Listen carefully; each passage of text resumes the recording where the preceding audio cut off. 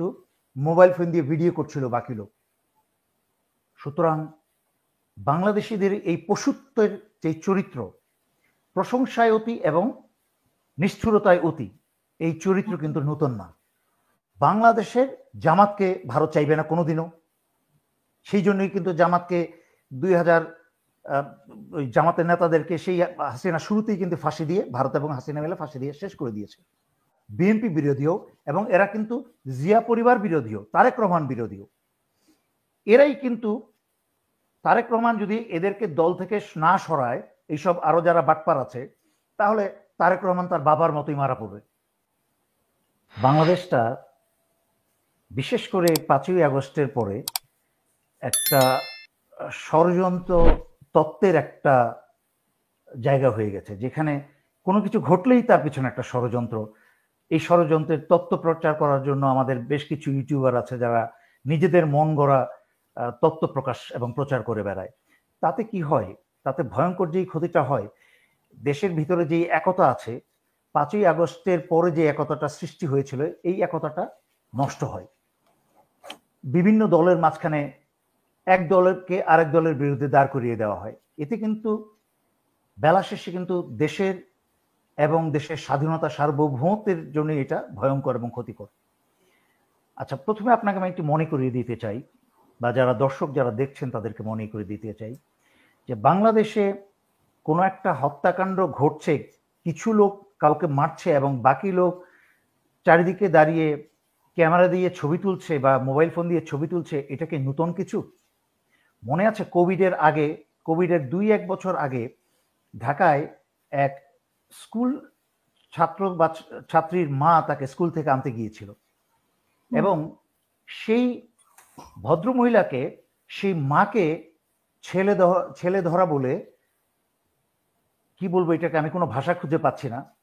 ওই ভিডিওটা, সোহাগের হত্যাকাণ্ডের ভিডিও দেখে যেরকম বাংলাদেশের বেশিরভাগ মানুষই কি বলে এটাকে, মানসিকভাবে মানে অসুস্থ হয়ে পড়েছে, ঠিক একইভাবে ওই সময় এত বছর আগে একটা মা যখন তার নিজের সন্তানকে স্কুল থেকে আনতে গিয়েছিল, তাকে ছেলে ধরা বলে তাকে পিটিয়ে মারছিল, এবং মহিলাটা বারবার ব্যাখ্যা করার বলতে চাচ্ছিল যে তার ছেলেকে আনতে গেছে সে, এবং এক সময় যখন তার জীবন চলে যায়, যাওয়ার আগ মুহূর্তে সে পানি চাচ্ছিল, সেটাও না দিয়ে 2-3টা পশু বা তার চেয়ে অধম কিছু লোক, সন্ত্রাসী, ওই ভদ্রমহিলাকে পিটাচ্ছিল। তখন কিন্তু চারিদিকে গোল হয়ে দাঁড়িয়ে কিন্তু মোবাইল ফোন দিয়ে ভিডিও করছিল বাকি লোক। সুতরাং বাংলাদেশিদের এই পশুত্বের যে চরিত্র, প্রশংসায় অতি এবং নিষ্ঠুরতায় অতি, এই চরিত্র কিন্তু নতুন না। সুতরাং এখান থেকে অনেকেই আমি শুনেছি যে এইটাকে একটা নাটক বানিয়ে সাজিয়ে ডিজিএফআই বা গোয়েন্দা সংস্থার উপরে চাপানোর চেষ্টা করেছে। আচ্ছা, আপনাকে আমি কয়েকটা যুক্তি দিয়ে কথা বলি। বাংলাদেশ তো এমনিতেই বর্তমানে নেতৃত্ব শূন্য, জিরো। ডক্টর মোহাম্মদ ইউনূস কিন্তু অ্যাকচুয়ালি নট নেতৃত্ব, এটা কোনো নেতৃত্ব না, এটা হচ্ছে একটা সাময়িক ব্যবস্থা। ওনার না আছে রাজনীতিতে অভিজ্ঞতা, না আছে কোনো সরকারি প্রতিষ্ঠানের কোনো অভিজ্ঞতা, এবং ওনার যত উপদেষ্টা আছে তারও হচ্ছে সমস্ত বেশিরভাগই হচ্ছে এনজিও, যাদের নীতি হচ্ছে স্ট্যাটাস কো যেমন ছিল চলতে থাকুক, মানে ধরি মাছ না ছুঁই পানি, এরকম একটা কাজ। সেটা নিয়ে পরে আসবো বিশদভাবে, কিন্তু একটা জিনিস ব্যাখ্যা করি, বিএনপির বিরুদ্ধে ষড়যন্ত্রটা কেন হবে? Why? There is no reason বিএনপির বিরুদ্ধে ষড়যন্ত্র। পরবর্তীতে দেখা যাচ্ছে বিএনপির বিরুদ্ধে স্লোগান দেওয়া শুরু হয়েছে। না, আমি আপনাকে সেটাই ব্যাখ্যা করছি। এখানে বিএনপির বিরুদ্ধে কোনো ষড়যন্ত্র ছিল না। এটা ষড়যন্ত্রটা মূলত ছিল ডক্টর ইউনূস সরকারের বিরুদ্ধে। বাংলাদেশে বর্তমানে এখন একটা রাজনৈতিক দল বলতে আছেই কিন্তু বিএনপি একমাত্র। আর আমি একদম স্পষ্ট করে বলি, অনেকের হয়তো পছন্দ না হতে পারে, বাট যেটা বাস্তব, ভারতের এখন একমাত্র ভরসা হচ্ছে বিএনপি।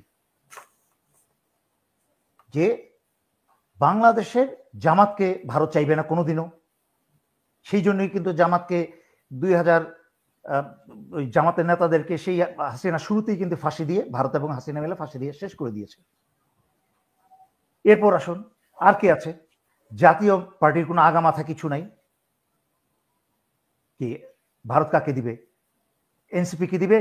এনসিপি তো ভারতের শত্রু, সুতরাং ভারত জীবনেও এনসিপির উপর চেষ্টাও করবে না। এদেরকে নিজেদের দলের মাঝখানে মারামারি এবং সংঘর্ষ বাঁধানোর চেষ্টা ছাড়া ভারত আর কোনো চেষ্টাই করবে না। তাহলে থাকলো কি? ভারতের একমাত্র ভরসা হচ্ছে বিএনপি। সেই বিএনপির বিরুদ্ধে ভারত এবং ভারতের যেই বাংলাদেশে অবস্থিত মির্জাফররা কোন দুঃখে ষড়যন্ত্র করতে যাবে এই মুহূর্তে? আচ্ছা, এখন আসুন তারপরের কথায়। বিএনপির সাথে সশস্ত্র বাহিনীর একটা আন্ডারস্ট্যান্ডিং বা সেনা প্রধানের একটা আন্ডারস্ট্যান্ডিং হয়ে গেছে আজকের থেকে আরো 8 মাস আগে। সুতরাং সেখানে ডিজিএফআই কোন দুঃখে আসবে? যাদের সাথে আন্ডারস্ট্যান্ডিং হয়েছে কোন দুঃখে আসবে? সেই বিএনপিকে নাজেহাল করতে, তাদের বিরুদ্ধে ষড়যন্ত্র করতে। সুতরাং এটা বিএনপির বিরুদ্ধে কোনো ষড়যন্ত্র না, এটা হয়েছে মূলত যেটা বাস্তবকেই স্বীকার করতে হবে। এখনো তারেক রহমান লন্ডনে বসে আছে। যেরকম হাসিনাকে ভারত মুজিব পরিবার হত্যার পরে হাসিনাকে ভারতে বসিয়ে ভারত প্রশিক্ষণ দিয়েছে, তারপরে বাংলাদেশে এনেছে বাংলাদেশ ধ্বংস করার জন্য, এমনিভাবেই কিন্তু বিএনপির কিছু নেতাকেও কিন্তু ভারত প্রশিক্ষণ দিয়ে নিয়ে এসেছে। তার মাঝখানে সালাউদ্দিন একজন, তারপরে তো আমির খসরু, এরা তো আছেই। এটা স্পষ্টত সমগ্র বাংলাদেশের মানুষের সামনে। একটা জিনিস মনে রাখতে হবে, এই সালাউদ্দিন, আমির খসরু এরা কিন্তু শুধু বাংলাদেশ বিরোধী নয়, এরা বিএনপি বিরোধীও, এবং এরা কিন্তু জিয়া পরিবার বিরোধীও, তারেক রহমান বিরোধীও। এরাই কিন্তু, তারেক রহমান যদি এদেরকে দল থেকে না সরায়, এইসব আরো যারা বাটপার আছে, তাহলে তারেক রহমান তার বাবার মতোই মারা পড়বে। তার বাবাকে ভারত হত্যা করেছিল, জেনারেল মঞ্জুর হত্যা করেনি, হত্যা করেছিল ভারত। একইভাবে তারেক রহমানকে বাংলাদেশে এনে হত্যা করবে এরা রয়ের সাথে মিলে। তার মানে আজকে বিএনপির ভিতরে যত ষড়যন্ত্র বিএনপি নিজেরাই করছে, সেই ক্ষেত্রে ডিজিএফআই এর বিএনপির বিরুদ্ধে কোনো ষড়যন্ত্র করার প্রয়োজন নাই।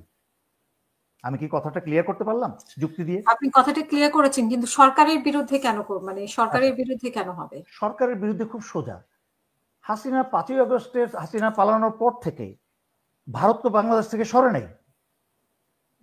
ভারত তো বাংলাদেশ থেকে তাদের অপকর্মের থেকে কোনো বিরতি নেয় নাই। এবং শুধু তাই না, আমাদের নোবেল বিজয়ী ডক্টর মোহাম্মদ ইউনূসের চোখে আঙুল দিয়ে দেখানো হয়েছে, তাদের উপদেষ্টাকে চোখে আঙুল দিয়ে দেখানো হয়েছে যে হাসিনার সমগ্র সামরিক বেসামরিক সকল প্রতিষ্ঠান অবকাঠামো সব রয়ে গেছে অ্যাক্টিভ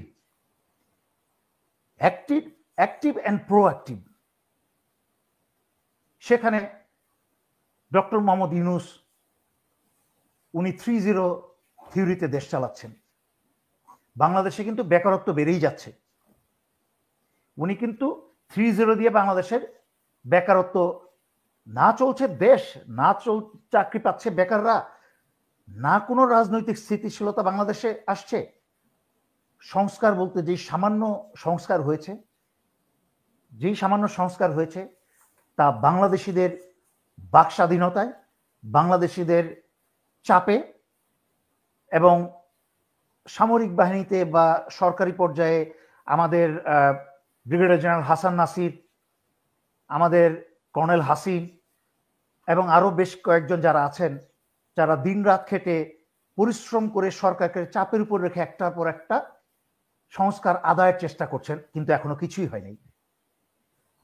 প্রায় এক বছর চলে গেছে অলমোস্ট, এখনো কিন্তু সংস্কারের মানে আলোচনা চলছে। আজকে বই কি বলে, একটা নোবেল লেখা হচ্ছে, আর একটা নোবেল বিজয়ের জন্য নোবেল লেখা হচ্ছে, কমিটি তৈরি করে কমিটির উপর দিস্তার পর দিস্তা কাগজ দিয়ে নোবেল লেখা হচ্ছে, কিন্তু সংস্কার বলতে কিন্তু কিছু হচ্ছে না। কারণ এই যে তদন্ত কমিটি বিভিন্ন জিনিস সুপারিশ দিচ্ছে, এইটাকে তো ইমপ্লিমেন্ট করতে হবে, কার্যকরী করতে হবে। এইটার তো একটা আইনি প্রক্রিয়া আছে। আমি আগেও বেশ কয়েকবার বলেছি সন্ত্রাসী আওয়ামী লীগ এবং সন্ত্রাসী হাসিনা যেই পরিমাণ অপরাধ করেছে, এটার বিচার কাজ করতেও তো 5-7 বছরে শেষ হবে না।